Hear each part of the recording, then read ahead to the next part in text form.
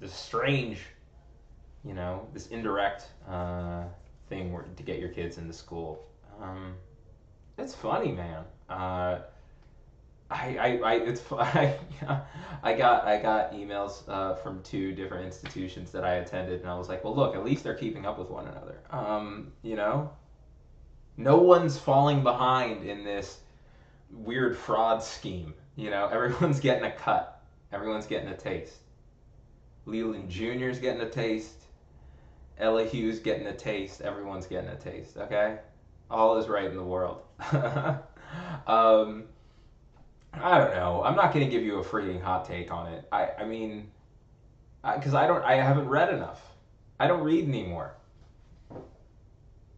All I do is watch. I watch Vice and I watch Teletubbies, and that's it. Somewhere in between is where the truth lies. Um, I yeah I know the faintest about it. I haven't even read about it because I don't think it's interesting people having a strong reaction to it. Like, oh my god, it's so unjust, and like Hollywood is coming out against it. Um, so I don't know. I guess some folks are in trouble. Um, I mean, it'd be hard. I mean, look, I literally know nothing about it, but I will say it'd be pretty hard to be like, I didn't know what was going on. Like, you're paying a tutor like $500,000, and you don't know anything, like nothing. That's. I mean, that's probably pretty unlikely. But don't worry, we'll move on to another scandal. I actually sort of see it in. I mean, maybe this is like cynical of me, right? But like, I do know that I feel like remember there was that thing about how people were like we just move on like this one. It's funny because like, we're like frustrated this week, but like in a week it won't even matter. It's like I can think of like three examples where there's sort of like this thing of like shadowy powerful people doing bad things, like right, like there was the people hiding their money in the Falkland Island, not the Falklands. I forget what the island was. Basically, a bunch of people were hiding their money, and these papers came out about it, and everyone was like, "Oh my God, all these rich people are doing this," and then they just forgot. And then similarly, the thing came out with like Robert Kraft, and it turns out that like maybe at that place there's like a bunch of powerful people who went there to that like brothel massage parlor place, and then this college thing. Like people are pissed, but like I don't know. I don't think anything. I think it's probably gonna stay the same. It was funny because when I told people like I heard maybe the Obamas had a little bit of it. They work with some of those guys. I was like, they wouldn't, and I'm like, why? Like what? What's your evidence that they wouldn't? Um, like pay money to get into some. I don't know. I'm not sweating it. Uh, but I'm also, not going to college. No, thankfully, I'm over that. I'm post university. Um, so yeah, what's been going on this week? Um, I was thinking that I went to a bunch of things. I went to see Charles White, this LA based black artist. I saw two shows by him in the past week, and in between, I saw. Um, I went to the Reagan presidential library, so it was a real sandwich. It was a real cookies and cream sandwich, if you know what I mean. And it was all three were dope. Everything was really good. It was interesting to see Charles White. Like one of his big people that he influenced is Kerry James Marshall, who's like just an excellent artist. And so it's just really interesting to like. But it was an interesting exhibit because it had quotes from his students about working with Charles White, and the impression he made on them, and they felt it was super cool. They really were fans of Charles White. So it was interesting to see like it was about Charles White, but as a teacher. This one exhibit, and actually, the curator was the person who gave a little speaking tour was actually his son, breaking down things about Charles White, and yeah, it was just Like it was an interesting exhibit. If you are in LA, like I highly encourage you to see it because it really goes into how his students perceived him because he was a studio teacher. And I think that there's just something like, the craft is really exposed. And I'm not talking about a Florida brothel. I'm talking about just craft, artistic craft. And there we go. There we go. We're getting started with some jokes. Um, yeah, and just all like these ideas about how he challenges students to be better artists, his methods, what people took away from him, and also lessons he just not taught them about craft, but also just about like life. And that the idea is that they're supposed to be sort of digging deeper within themselves. They're not supposed to be so concerned with the commercial outcome. And I could, if I was an artist, because I'm not. If I was an artist, that would be something. Those would be the precise kinds of questions I'd have. And to have someone so neatly sort of answer them, but also challenge and push you to have new experiences.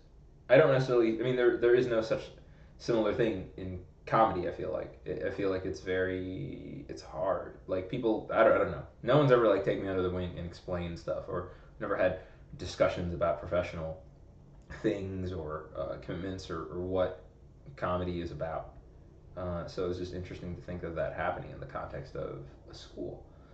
Um, so that was really cool. LACMA, as always, gorgeous. Great place to eat sandwiches. Voted number one place to eat sandwiches by me.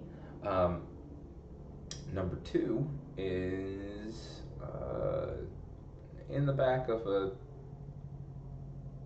back of a Maserati. That's also an Uber. I don't feel like doing this. I feel like I just want to just sit and chill, but I will. But I will. I know that's what you want to hear. But I went to the Reagan Memorial, and that was amazing. Honestly, like the Reagan Presidential Library was incredible. I just happened to be out there for some other reasons. Um, I did meet with this dude who told me some funny stories, but I'm not going to go into those. But I went to the Reagan Presidential Library, and I have to say, like, I'm not a big fan of Reagan. I will say, to be honest, like, my brother and I joked when Reagan died, because we're cold blooded.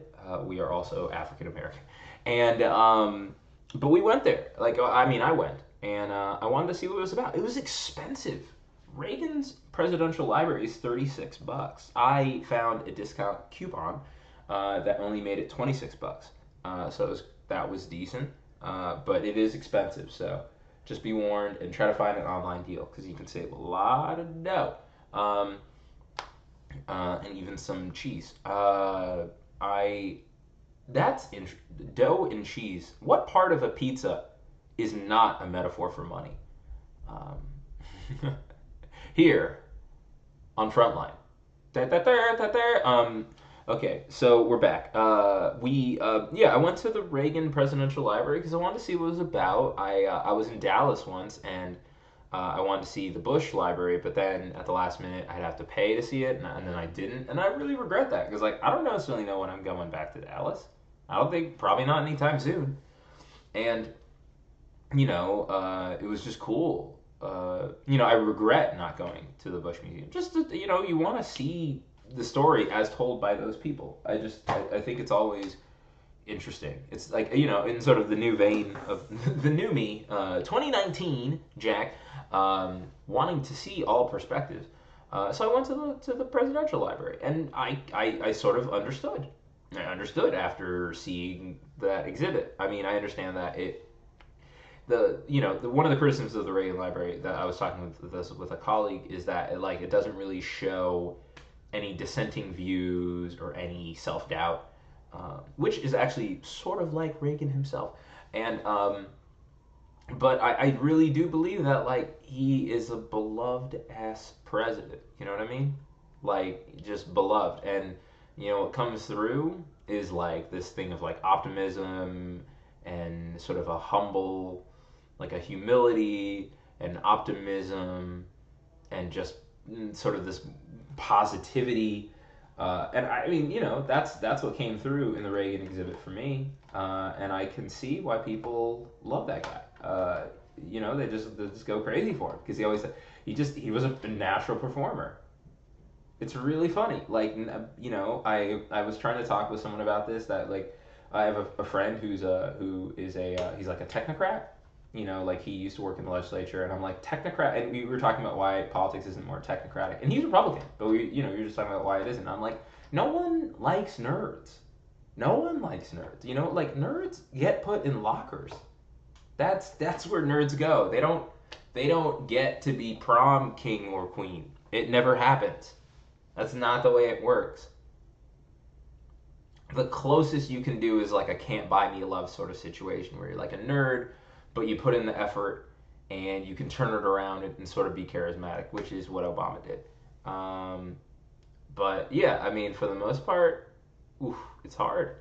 You know, you're not born with acting skill. Like I don't think Reagan was born with acting skill, but like in the early part of the exhibit, it became very clear that like he put in a lot of work in like being an actor, and then went like he was an actor in high school and then in college, and then he went to radio and was a performer there, and then he got a shot at being an actor. He came out to LA and started being in a few movies, and then he became the head of SAG-AFTRA, and then or I guess at that point it was just SAG, and then he got hired. His story's fascinating. He got hired by GE to be like the host, the presenter for like the GE Radio Hour, where there'd be like some kind of play or show, and he would be like, "Hello, I'm Ronald Reagan.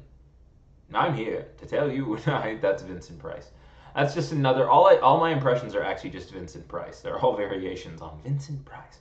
Hello, I can't do Reagan, but yeah, he communicates and projects like a ton of warmth and a ton of kindness and welcomingness, and I think people just absorb that.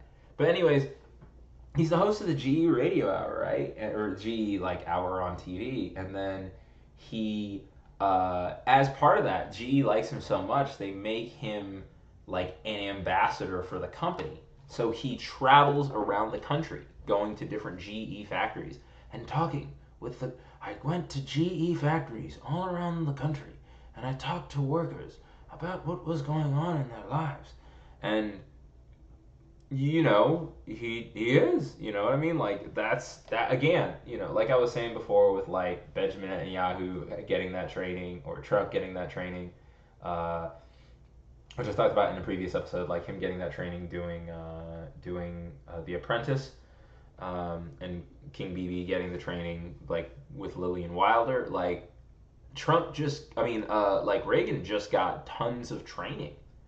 Like not only did he have training as an actor from all his work, right, and being a communicator, but also like when he toured all these GE factories and talked with people, like literally he was getting training in like retail politics, like but just on GE's dime. It's incredible when you think about it. You know what I mean? Like the amount, and he did that for like 8 years. So he got like really just so sharp on connecting with people, just fascinating. It's like, yeah, he just is gonna mop the floor with everybody. He's like Kobe, and he's just not taking any summers off. You know what I mean? He's just so sharp, just show sharp about connecting with people, just incredibly sharp. It's insane. So I don't know. That was just interesting, and also everyone craps on the Simi Valley. Simi Valley is gorgeous. I don't believe that there's anything to do with the Simi Valley, but it is beautiful. It is one of the most beautiful places I've seen in Southern California. And it just, I think in some ways maybe my expectations were so low. One of my colleagues like lives in Simi Valley, and he's like, it's so boring there. Like he lives there. He raises his children there, and he's like, it's so boring. There's nothing to do. But when I was out there, I was like at the top of like the presidential library. When you exit, you're like, oh, this is some of the most beautiful landscape, and the elevation and the hills. It's just gorgeous. I don't even know why like humans think like mountains. I don't know why they're beautiful. Like it's never. I mean, not that it needs a reason, but I mean, like really, like why are mountains beautiful? Like why are they so stirring? I don't understand. Like, is it because like we're like, oh, these mountains are like beautiful. Like there must be some good food there. I don't like what part of my brain just is like, I dig this. This is good. I'm enjoying this. Like, but I do. It was breathtaking. I wanted to spend more time there, but I wanted to go catch up with my friend and meet her baby, and I met her baby, and her baby was wonderful. Very, very just funny kid, hilarious. It is, just an adorable kid. 2.5 months old, just fun. Trying to talk to you, trying to communicate things. Didn't really understand her, but she was dope. And that's funny. She kept her arm up like she was like a pro wrestler who wasn't down for the count, like throwing that shoulder up. Oh, it's so adorable. It was funny hanging out with my friend though. It's funny like because I think this is like the first like really close like I've friends who have kids, but like this is my closest. This is like my best one of my best friends who's female, right? And so we talk like real talk about like what it's like to have a kid, and it is just so hilarious. You know what I mean? Like it's just funny. Like everything is funny about it. I was telling her that like, and even another like a friend of mine, like I went and would hang out with her, and she's just pulling up her shirt and just pulling out her boob. It was just, I mean, which is fine, but it is just hilarious to just see. You're trying to talk with someone and they just like lift it. Like what do you? I wasn't prepared for this, and now it's like awkward. You have to like you don't want to like look away because like I do when someone's entering their password on a computer, like I just instinctively will just like reflexively be like, well, this is private. But it would be rude to do that while someone's breastfeeding. You know what I mean? But like I have some hippie friends, right? And so she literally just pulls up her shirt and just like slaps the kid on it and doesn't give me any kind of like warning. And I'm just like, what is going on here? I feel like am I at brunch or is this like a girls gone wild video? like what's going on? It's just funny. It's hilarious. And but also just like it's also just funny to talk with someone while they're breastfeeding. You know what I mean? Like I'm very comfortable talking with someone who's on the can, or if I'm on the can. I try to. I will actually talk to people and just go into the bathroom and act like it ain't a thing. So I guess I do the same thing. I just will have a conversation, then I'll go to the bathroom. I will close the door. I'm not a barbarian, but then I'll just try to keep the conversation going. And some people will just be like, nah, can't do that, can't do that. I have some family members who are just like, no, no, hold that thought, but not that poop. You know what I mean? Like just hold that thought, but not that poop. And they're not messing with it. So it was funny. This friend of mine, she's on the less. So my other friend, who just like lifts up her shirt, and then it's awkward because you're trying to make. It's like I don't want to look away because that feels like I'm making it weird. So I've got to like lock eyes with you while this is all going on and like keep a conversation going, and it's just weird. Like it's like my brain overheats, you know. Like my eyes go across like like it's like something out of the Three Stooges. Is probably what my face looks like as I'm trying to have that conversation. But I try to like keep poker face. I think I gave myself like a hernia, like just trying to maintain normalcy in that context. It's so hard. It's so very hard. Uh, and I'm just I'm just trying to do the best I can. I'm just trying to do the best I can. That is so stupid. But yeah, it was funny. My friend, she's sort of in between. She didn't ask me to leave the room. She didn't go to another room because like we have really great conversations. So, just such fun conversations. So, we just didn't break. But she did like put a thing over her like over herself, like a jacket type thing, and then she just had the kid underneath breastfeeding. But it was hilarious because the kid's legs were sticking out, and it was just like that was surreal. That might have been the weirdest. That's even weirder or more uncomfortable. Because I even said it to her. I was like, it looks like your baby's just like it's just these legs are sticking out. It's like the end of the Blair Witch Project when he goes to the house and then the dude's just standing in the corner and he's like, why are you standing in the corner? And then like gets hit with something and then the camera drops. And you're like, oh fuck, like this kid's legs were just sticking out. It looked it looked like it looked like the baby was dead. You know what I mean? Like it freaked me out. I was like, man, baby's just like super still.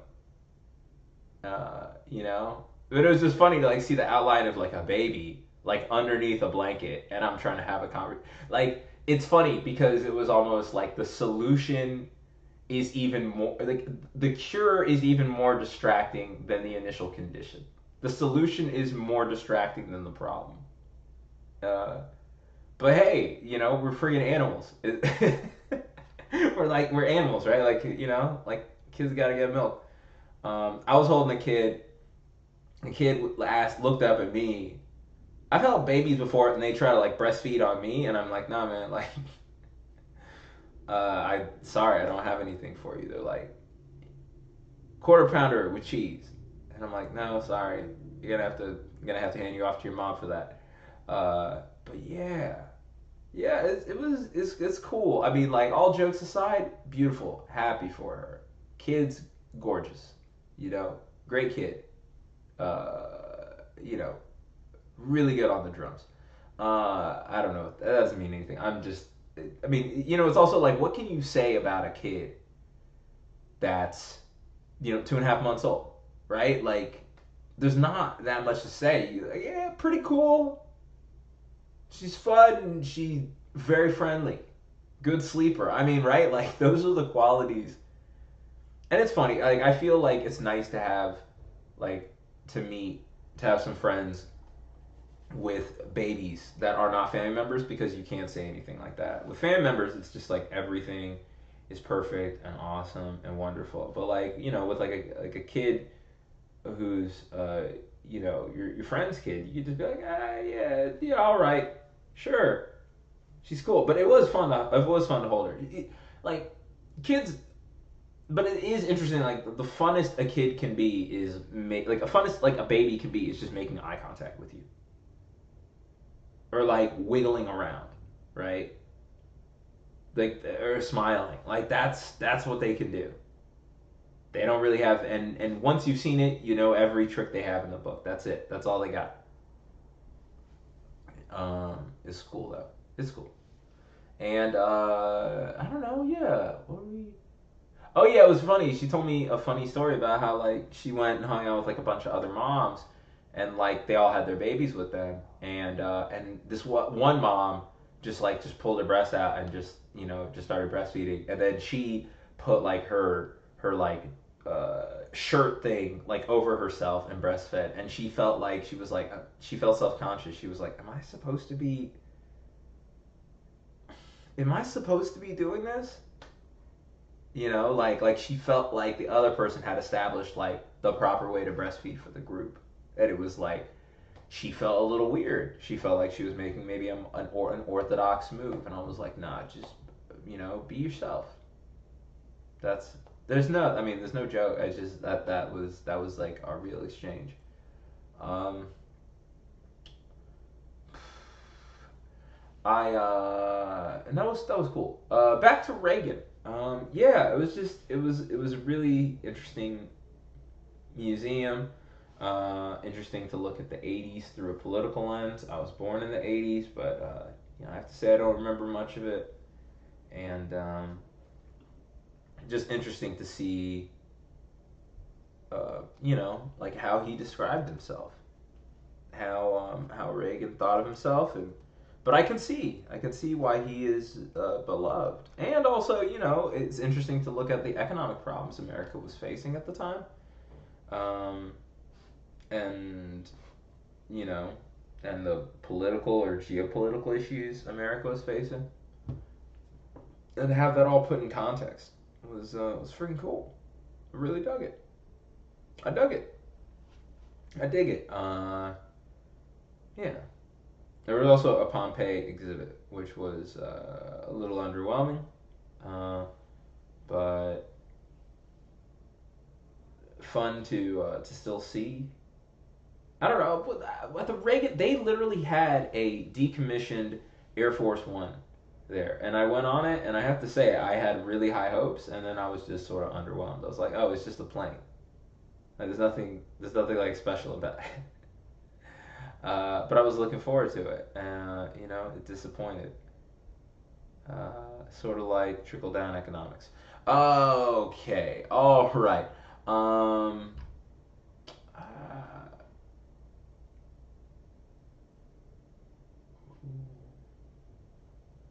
I was thinking today uh, that I was thinking about a couple things. I was thinking that, um, you know, like I went to so I hung out with some friends yesterday and I watched a boxing match with them, and that was fun. We watched a whole card. The last fight was pretty decent. The second to last fight was excellent. And I really don't know anything about boxing, so it's cool to hang out with dudes who know about boxing, and we'll talk about it, and you learn stuff, and it's educational. Uh, but like, it is funny to think that like boxing is literally, I mean, it is the friggin' worst. Like, it's so boxing is like the everything about it is it's just crazy. Everything about boxing is nuts. Like, I mean, these guys were like boxing aficionados, and they were just like, yeah, no one boxes because they want to. Like every boxer, everyone who boxes, like it's all you only box like at the highest level of boxing if your life is basically just fucked up. Like it's impossible for you because who would want to stay and get punched? And I get that actually. Like that actually makes a lot of sense to me. There's just no, I mean, who would ever want to get like hit in the face?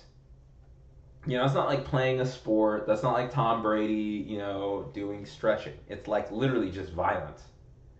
And and it's so fun to watch because it's violence, right? Because it taps into human nature. I remember talking with someone about boxing, and she was like, I can't watch it. Like, it hurts me so much when someone gets hit. And I'm like, I think you're just empathizing with the wrong person.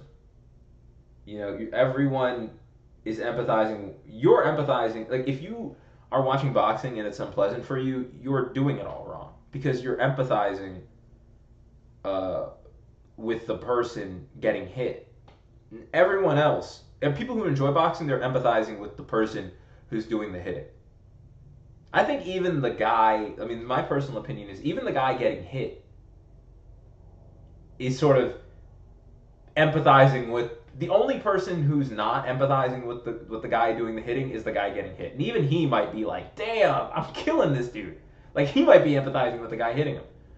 Um, it's just it's fun, and I think part of the reason that boxing is scary and sports is scary is because it's irrational and it's arbitrary. You know what I mean? Like it's literally the most exposed game.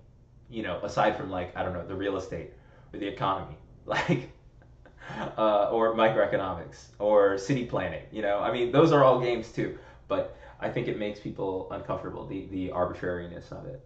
And I'm like, but that's precisely I think what should be celebrated in sport.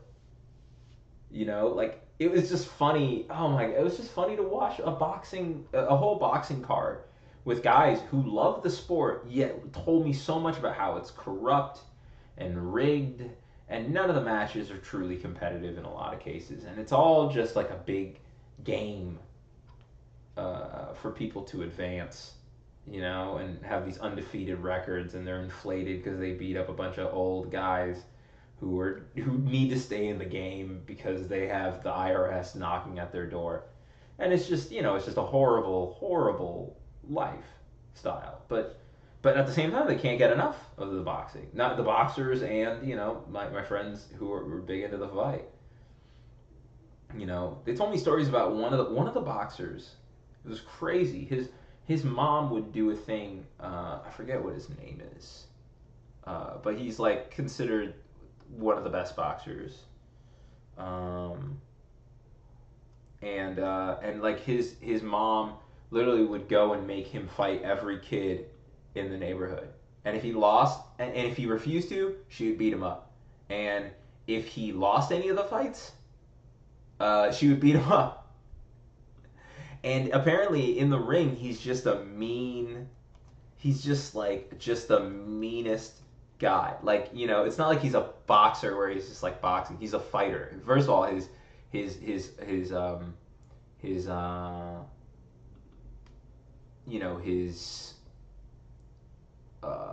like form is just apparently awful. Like he's not he has terrible form, and and oh, Terrence Crawford. Yeah, he's just like just the meanest guy. And they asked, but in like literally he'll get angry if you try to fight back against him. I mean, it's like almost like something like out of like an out of like an abusive household. Uh, but yeah, I mean he's just mean. And he's also from Omaha, which him and Warren Buffett. And but basically, like they've interviewed his mom about it, and his mom is like, yeah, like he, like Terrence Crawford has gone interviews and said, my mom has never told me that she loves me, and they've asked his mom, and his mom's response was, why I gotta say it? It's incredible. I mean, it's you know what I mean, like oh God, another guy, he's coming back from, this one guy is coming back from like losing his title because of like a cocaine use. Just everyone's messed up. People go through money like water in boxing, but it is just it's a spectacle. It is a sport of the people, for the people, by five guys making 90% of the money. um, it's also like amazing because it's literally the most racist, sexist, homophobic sport. It is truly of the people, and like by that I mean if you speak in Spanish. Uh, if you speak in Spanish, apparently, like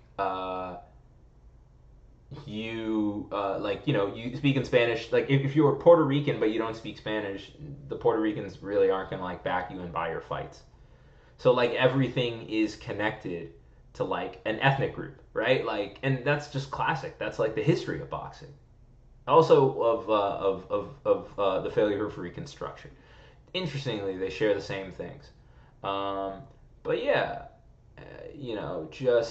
just meanness, right? Like, and you could even see this, like when like the reason Floyd Mayweather is the biggest boxer in the world is because originally he was a very good boxer, and he still is a very good boxer, but he basically turned into a negative. When he became Money Mayweather, he became like this asshole who wears like a bunch of chains. And his theory, which ultimately I guess was proven right, was like if he, basically like his strategy was if I just if I act like a jerk, black people will support me, and white people black people will pay to watch me fight because I'm brash, or black people will pay to watch me because I'm brash, and and black and white people will pay because they want to see me lose and because they hate me. He hate me, and I just think that that's like right. That's fascinating. That's the way the sport works. And even look at like one of the highest grossing fights was like McGregor versus Mayweather, and they were just spewing all of this just Just totally terrible, vile things. Uh, with each other, towards each other, and the fight was a huge hit. It's just it was a huge success. It just made me think like maybe we do think about. I mean, like even for me wanting to be in entertainment, like like not that that's the way it should be, but like yeah, I mean one of the big complaints is like Hollywood is racist. It's like yeah, I mean, but like if you look at boxing, it's like maybe it should be racist. Like and that's really terrible to say, but like Hollywood, right? Like or anything like Hollywood entertainment, boxing, a lot of the stuff is culture. It's business. The business is culture, and culture is an ethnic. So categorizing people is sort of like, I mean, it's not a great artistic strategy. I'm sure it's not necessarily amazing for the sport, but I will say it is a way to draw in people's eyeballs. And yeah, I don't know. Just interesting. Just interesting thing to think about. Um, uh, yeah, I think that's what I wanted to say about boxing. Just fascinating. But I don't know. I prefer the UFC. It's sort of fun. So I like watching it. I feel like there's a lot more knockouts. I mean, I think that's the reason. It's not like I'm enlightened. Uh, but they're pointing out that like boxing, one of the reasons that boxing can be still accessible, but like something like MMA will never become mainstream is because like boxing is cheap. Like it literally is it's one of the cheapest sports. I mean, you need like a bag. It can be old and beat up. Boxing gyms look like shit. They're not nice. MMA, like you have to get direct individual instruction. Gym memberships are generally expensive. Uh, you know, it's sort of it's weird because it's fighting, but it's like an upscale thing. So I mean, the one thing that like UFC has going for it is the fact that there are so many successful white fighters in it, so they can tap into like bigger markets and demographics for making money. So that's promising. There's hope. Don't worry. Um, yeah, I think that's like it's just essentially like fighters that don't have a following can't demand much money. And that following can be based on something positive or it can be based on something negative. But like, it's all about having a following of some sort, and then you can charge a lot for the fights. So, yeah, I don't know. That's what I wanted to say. I think this is going to be a short episode. Uh, that's all that really happened this week. Went for a nice hike. Yeah, that's it. Okay, we're going to cut this one short. Peace.